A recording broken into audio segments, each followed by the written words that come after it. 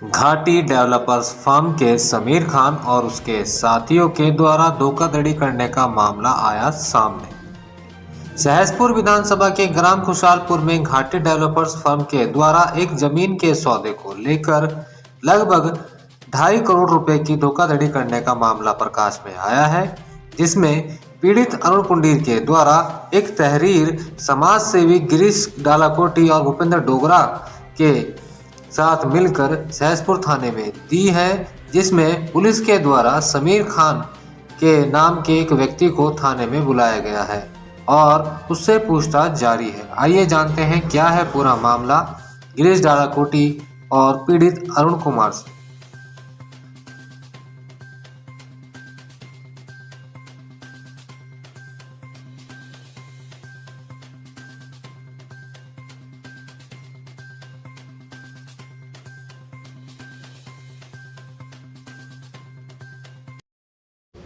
घाटी develop firm है।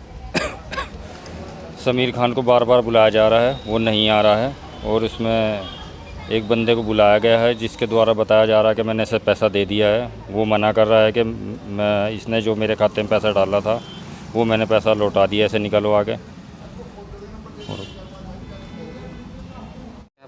भाई साहब, एक मामला था, एक फर्म है घाटी डेवलपर जिसके डायरेक्टर हैं समीर खान, सिकंदर खान और एक और डायरेक्टर हैं, उसमें टोटल 3 डायरेक्टर हैं। इन लोगों ने यहाँ पे पचवादून में ज़मीन ली है। ये क्या करते हैं, जो समझ में आया, ज़मीन इन्होंने ली किसी से एग्रीमेंट पे। इन्होंने एक ज़मीन ली थी यहाँ पे खुशहालपुर में नागलिया जी की।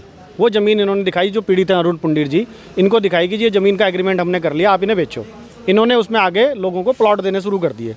जब बारी रजिस्ट्री की आई, क्योंकि आपको भी पता है कि ज़मीन के उसमें क्या होता है, कुछ पैसा नगद में जाता है, कुछ पैसा चेक का जाता है। कुछ जो वाइट की एंट्रीज़ हैं वो लगभग उस दिन होती है जिस दिन रजिस्ट्री होती है। इन्होंने 2 करोड़ से ज़्यादा रुपया लिया नगद में। उसके बाद 70 लाख के आसपास इन्होंने लिया था वाइट का, जो एंट्री ली थी। उस एंट्री को इन्होंने क्या करा, उसमें से सिर्फ 3 रजिस्ट्रियाँ इन्होंने करी, बाकी रजिस्ट्रियाँ इन्होंने नहीं करी। बहाने बनाते गए। 6-7 साल पुराना मामला हो गया।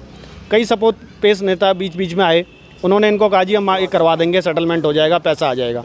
आज स्थिति ये है कि जिन अधिकारियों का इन्होंने पैसा लगाया था वो लोग अब इस पर केस कर रहे हैं, क्योंकि बीच में इन्होंने क्या करा था, इन्होंने और एक एग्रीमेंट तैयार किया।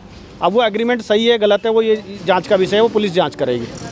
इन्होंने क्या करा, इन्होंने एग्रीमेंट हटा के उस पार्टी के साथ एक यहाँ पर है डिम्पल चौधरी, वो आए, एक ये बंदा जो धीरज शर्मा, जिनको आज पुलिस ने अपने पास बिठाया है, इन्होंने एक दस्तावेज़ तैयार किया। उन अधिकारियों से कहा जी ये ज़मीन हम खरीद रहे, हम आपको इसमें प्लॉट दे देंगे। उन्होंने अपनी इसमें विलिंगनेस दे दी, लेकिन उन्होंने गारंटी के तौर पे अरुण पुंडीर से चेक ले लिए। जब इन्होंने वो पैसा नहीं दिया, ना ज़मीन दी, तो उन्होंने जो बाकी बैलेंस था उसमें से लगभग 40 लाख रुपए की ज़मीन अरुण पुंडीर ने एक अधिकारी के नाम की है, जो कि उनके बयान, जो उन्होंने कोर्ट का केस किया उसमें दर्ज है। उसके बाद जो 27 लाख के चेक थे, जब इन्होंने पेमेंट नहीं करी तो उन्होंने बाउंस करके इन पर केस डाले।